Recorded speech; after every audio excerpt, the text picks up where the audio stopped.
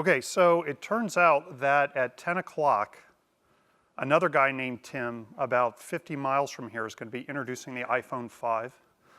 And so if you all switch over and start watching the Apple launch event, you know, I have people in the audience planted that'll let me know that. But what I did do is I put on my black Apple shirt. Tim's a lot richer than I am, but I'm better looking. And I'm here to talk about big data. So, you know, what I wanted to do was spend a few minutes telling you about the ignition facility. Okay, we're about 40 miles from here. We're sort of a sister big science facility to SLAC.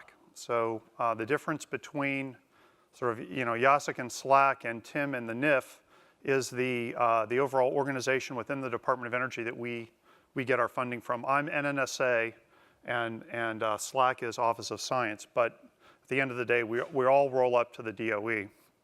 That is an aerial photograph of Livermore, and you can see that the lab, which I have circled there, is about 1/8 of the overall real estate of the lab's campus.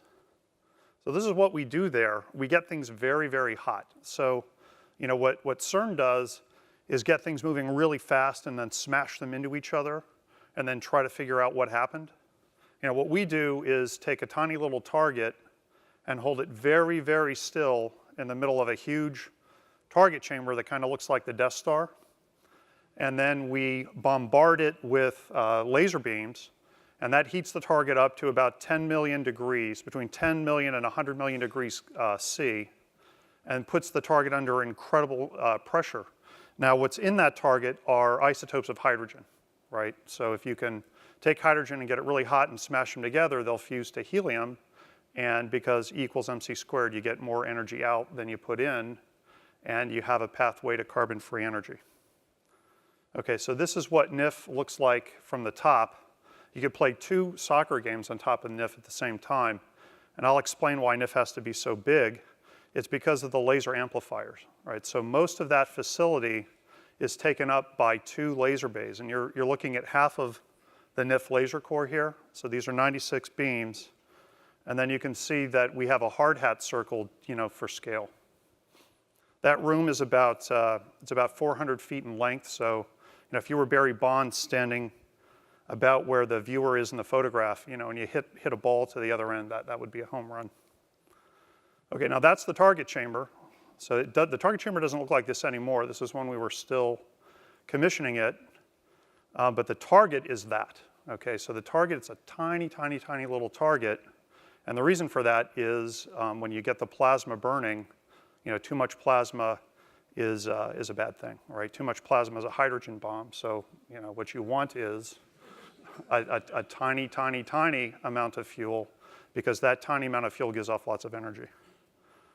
Okay, so let's talk about data now. You know, I asked my data and storage architects to think about the breadth of data that we generate in the NIF. You know, in everybody's mind, you know, right away goes to, well, there's the experiments, right? There's what happens to the target and what the cameras and all that, you know, observe.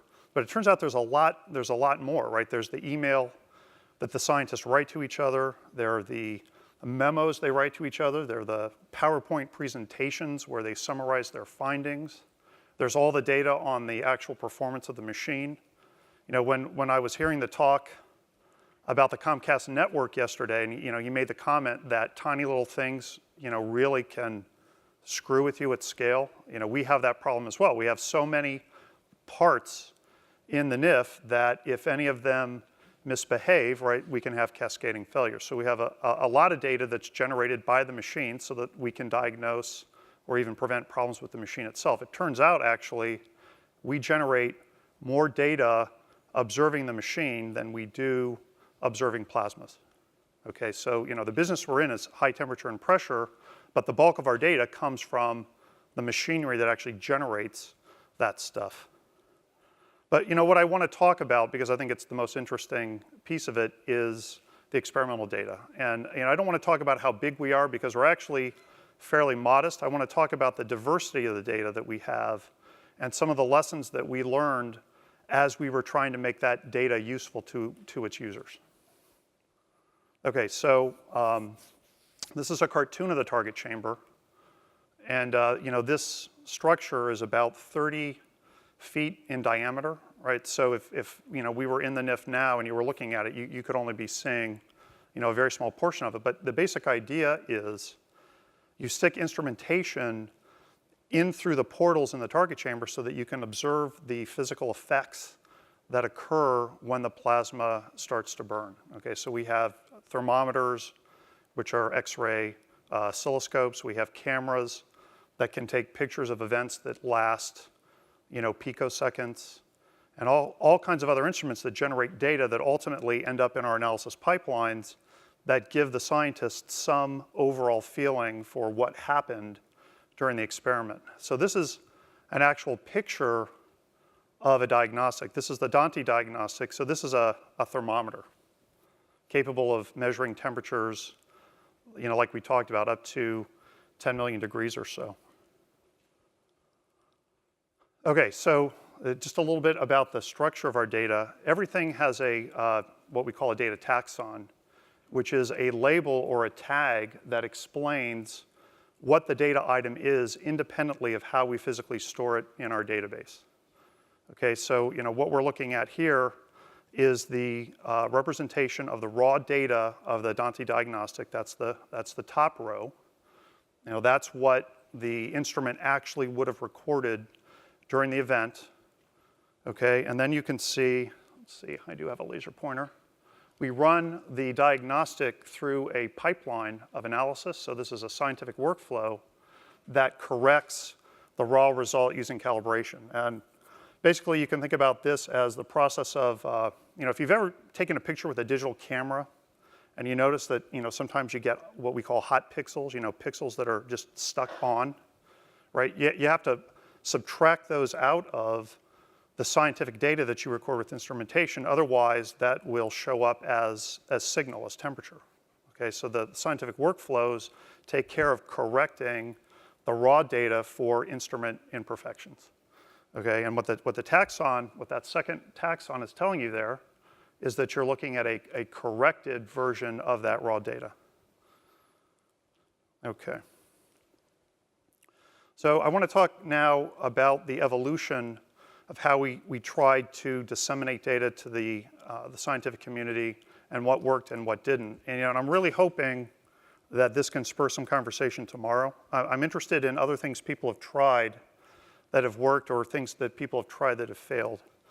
But the hard reality of science is that all data start as files. Okay, the instruments capture data in files.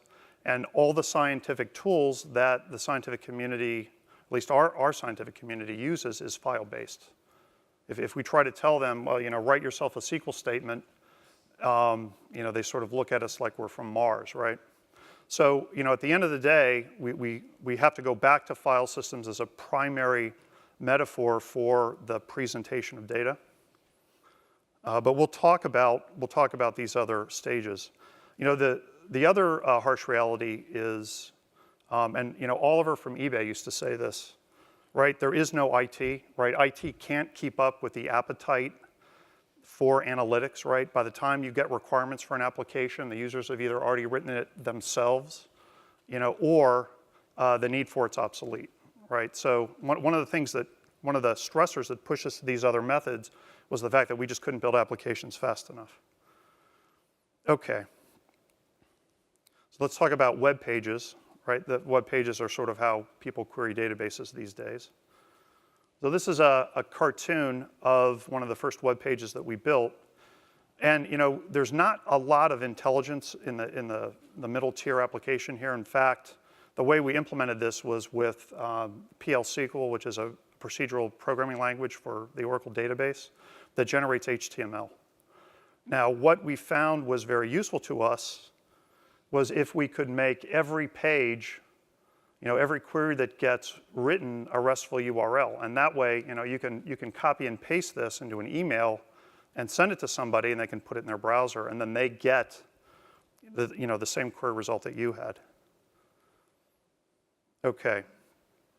Now just a comment, our data is You know, people like to use the term unstructured. I hate that word because our data has a lot of structure. It's just non-relational, right? And so what you're looking at here are the actual pictures that the instruments took during a target shot. Okay, and you know what our pipelines do is try to figure out what that structure means. Okay, so here's sort of a blow up of it, right? You don't know it, but what you're actually looking at is laser light being backscattered off the target on the far side of the target chamber. And so what we're interested in here is not only, you know, showing the scientist what it looked like, but also computing a function of time, a time series function that tells them, you know, as the experiment progressed, how much light was reflecting off the target, because that means we didn't get energy into the target, it bounced off. Okay, so the way our instruments generate and store data is in HDF. So what you're looking at here is a graphical visualization of the array that's stored in the HDF file, the HDF5 file. So, you know, all arrays can be interpreted as a picture, right? If you think about an XY plot with a color or an intensity, and that's exactly what the instruments are capturing, an array of numbers that we then interpret as a picture and analyze to try to figure out how much energy is bouncing off the target. Now, we're a little bit different, I think, than CERN. We store all of these blobs in our database so that we can use the data management tools of the Oracle database to, you know, back up the data and make sure that it has integrity. So these are not B files, these are actually in situ stored lobs. Okay, so it takes about 8 analysis steps to go from that picture of the backscattered light to the time series function that I talked about. So, you know, what this is telling the scientist is, you know, from bang time, from T0, all the way through the, you know, when the plasma stopped burning, you know, how much energy was reflecting off the target and actually hitting the far side of the target chamber. And, you know, we have similar analysis that we do for all of those 50 diagnostics that I told you about. Now, what the scientists ultimately want to know is how did we compute a result? So surfacing to them the pedigree or the chain of calculation, right? What inputs were used in a calculation and how were those inputs used in a downstream calculation was really, really important. And what you're seeing here is that, you know, this very simple web page can surface up, you know, a pedigree data structure that we maintain in our database, right? So for instance, we know, you know, how many other calculations used that original raw image and how many calculations that raw image was then used for subsequently. Okay, so it says 5. All right, well this wasn't enough, right? This was too simple for them. What they wanted to do was be able to add their own annotations. So, you know, we thought about all the fancy ways we could do it, and then one of them suggested tagging. You know, just give us the ability to add a keyword or a tag. So we graduated to a web viewer that's a little bit more feature-rich. This is a Java Faces application that adds tagging. Okay, so here's a representation of that same data set, but now, you know, with a little bit more user interface panache, organized, you know, sort of in a Windows Explorer-like format, a hierarchical Explorer-like format that tells you what diagnostics you're looking at, and then you can see off to the right the tags that the scientist added to the data set that were meaningful to them. So now they have an alternate way of searching, right? They can search by the type of shot or the type of group of shots. And they sort of went crazy with this, right? I think their primary search metric or their primary search mechanism into the database now isn't data taxons anymore, it's how they've tagged the data. Okay. So the final progression, or where we are now, you know, you're never sort of done, are dashboards. And, you know, the way these came about was the need to do multivariate analysis, right? So this, you know, this kind of looks like an iGoogle page. And essentially what you're looking at are applets that query individual target diagnostics and then try to plot them side by side, right? And the scientist can define what they want plotted or what they want correlated with each other, it's really important for them to visually see it, right? If they can't see it, then they can't think about it. And here's some of the prime metrics. Okay, a feature that we had to support was offline analysis. So what you find if you hang around scientists is they like to take things away with them and then work on them and then give them back to you. And this is challenging because that breaks pedigree, right? If they take 10 files or 15 files or 150 files and they walk off and they do a calculation and they give you back the answer 42, right? You can't in an open and transparent way explain to anybody how they got the answer 42. So we came up with an idea of a suitcase that lets them, it's kind of like a shopping cart, as they're browsing the archive, they can pack things into their data suitcase and then download everything at one time. We have a record of what they downloaded, and we created in a standard format so that when they cogitate on it, they go sit on the steps of Stanford or something and have a bright idea and they make a calculation. If they give it back to us, then we have the ability to reconstruct from what they downloaded, the answer that they obtained. We may not have their algorithm. They have to decide to share with us their algorithm, but at least we know what source inputs they used.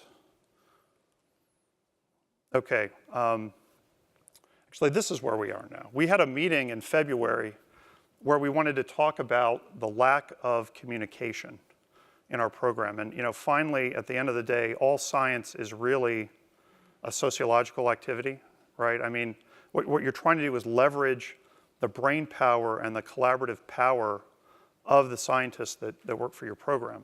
So we gave an assignment to one of our early career physicists, and we said, okay, so what can we do? And he came up with the idea of adding wiki-like features to the scientific archive. Okay, so one of the really important missing elements for the scientist was just, what are the goals of the experiment, right? What they wanted was a simple sort of, paragraph English statement of why we were running the experiment and what we hope to find. They wanted to know when meetings were being held, right? And you can say, well, there's Outlook, right? I mean, why can't people go to Outlook or some sort of calendaring software? And what you find is, people just don't get invited to the meetings that they should get invited to. So what we did, what we ended up doing was adding sort of these collaborative features to the data archive so that the thing that they were looking at anyway told them, when meetings were occurring, who was at the meeting, and what the meeting notes were.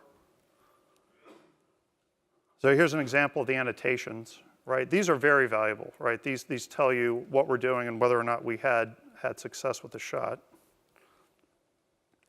And then here's an example of a multivariate dashboard. So this is a dashboard that a scientist designed and defined that is automatically produced now for each experiment. Okay, so when they go to the wiki, to find out, what happened with last night's shot, they actually have, something rendered out of the experimental archive right there alongside all of the textual annotations that were created. Okay, so just to close, we've learned some lessons. Some are worth sharing, some aren't. So, this first bullet is really, I think, very appropriate from a government-funded science point of view. If any of you have, looked up the NIF on Wikipedia while I was talking, it says in there that, the American taxpayers spent about $3.5 billion building the facility. Okay, so if the primary output of that facility is data, and the cost was that high, we sort of owe it to ourselves not to ever throw anything away, right? So, when the cost of producing the data is high, save it if you can. Okay, again, all experimental data has structure, right? You just have to decide how much you're going to invest to find it. So when Tim was up here yesterday showing you those pictures of the plates, right, the hydrodynamic flow in the metal, there's structure there, right? The question is how much computational power and how much computational resources you're going to throw at that simulation to find out what the structure is. Ultimately, the structure boils down to mathematical equations, right? Right. Ultimately, it all reduces in the end to some formula that computes, the outputs in terms of the inputs. The question is, how much will you spend to find those formula? Okay, it's very important to choose formats that are self-describing. So, HDF for science is a great format because the data file itself describes what's in it, right? You can open an H5 file, it'll tell you it's an array, it'll tell you what the data type is, it'll tell you whether it's a short, a long, it'll tell you whether it's little endian or big endian. Okay, still in science, the most useful presentation for data is a file system. What we're doing with the wiki is just a way to make a database masquerade as a file system, really. We've also layered webdav servers on top of our databases so that people can browse them using file system tools. Science is a social activity,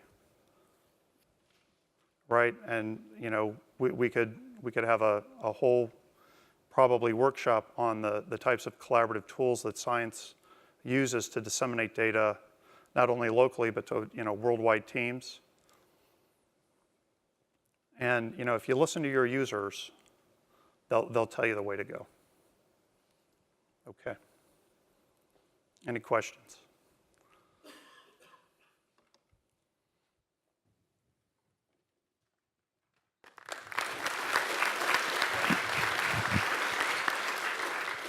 So you were first. Quick question. You mentioned that a file system was a good way to share information, and you also mentioned webdav would be a way. Is webdav sufficient?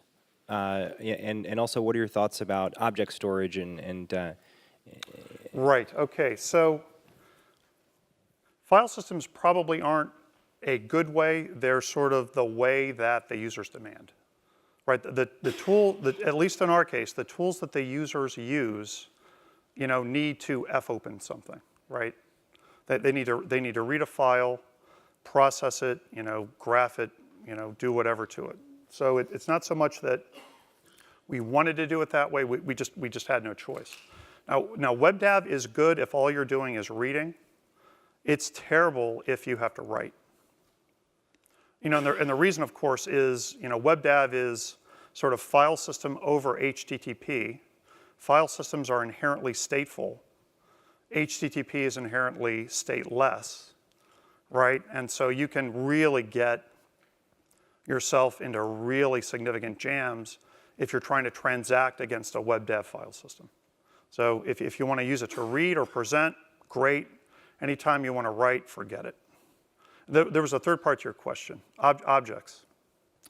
Right, so all of the analysis software that we've written is actually done in terms of objects, right? So what that implies is you have some object relational mapping software underneath the covers, right? And we use Hibernate for that, and then another API called CMSDK. So while we store everything relationally and we can SQL around with relational tables, the programmers see a very rich hierarchical object model when they actually write their code. Carlos Mazza, UC Santa Cruz. First, a very short question. So you say pedigree. Is that the same as provenance? Yes. Okay. Yeah. Yes. So there's no fundamental or slight or subtle difference. When you say the word pedigree, people think of like show dogs, like the pedigree of the show dog. I think provenance is just a fancier way of saying it. Okay. So have you, when you say file system, can you see, because so there are file systems that are object-based file systems. Yes. Can you see any kind of use of having those abstractions reach into or be integrated with your object-oriented world?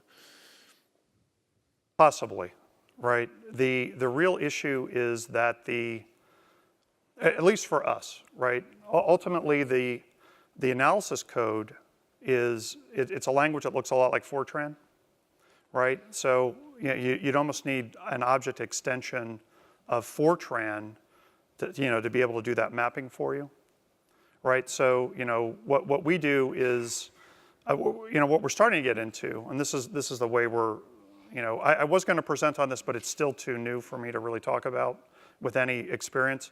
It's a technology called velocity, which is a way to, you can think of it as describing the template for a web page that you can construct from a WebDAV server sort of dynamically. Okay, so it's a way to sort of describe a file system or a hierarchical organization of objects that is ultimately then translated into a query that the database executes and renders them for you in whatever format you decide that you need, right? And then you're back to Fortran-like or vectorizing analysis tools that can make use of plain old files, but they were rendered from an object model that was embedded in your middle tier. Okay, last question.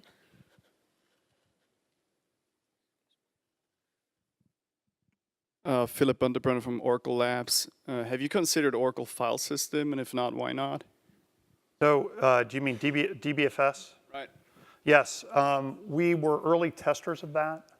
I think it's time that we go back and evaluate.